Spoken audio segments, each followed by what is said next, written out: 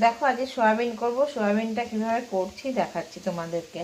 প্রথমে দেখো সয়াবিন দিয়ে দিয়েছি আর দুটো ডিম দিয়ে দিচ্ছি সয়াবিনের ভিতর।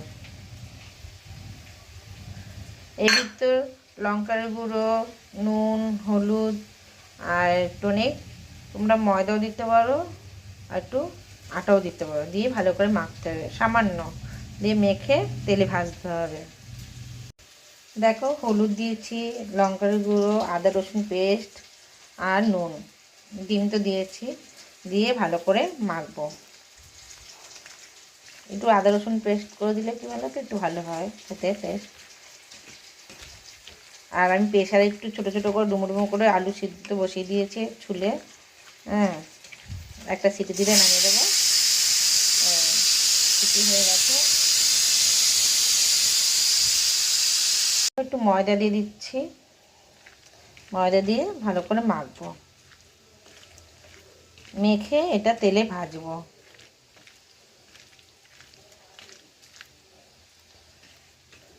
2 মিনিট রেখে দেবো, তারপর তেলে ভাজবো। দেখো ভাজা হয়ে গেছে।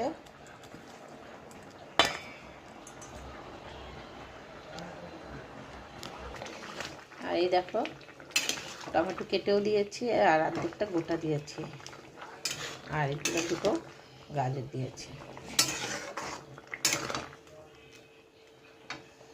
এগুলো দিয়ে দিচ্ছি।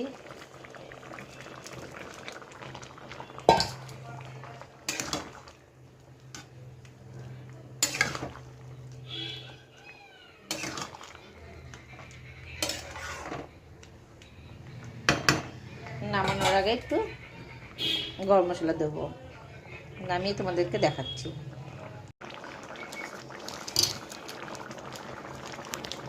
গরম মশলা দিয়ে দিচ্ছি।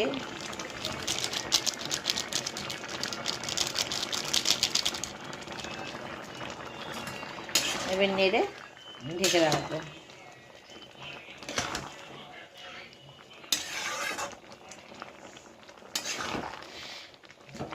দেখো সয়াবিনগুলো দারুণ লাগে খেতে, তোমরাও করে খাবে। ভালো লাগলে কমেন্ট করে বলবে, অবশ্যই একটা লাইক দিও।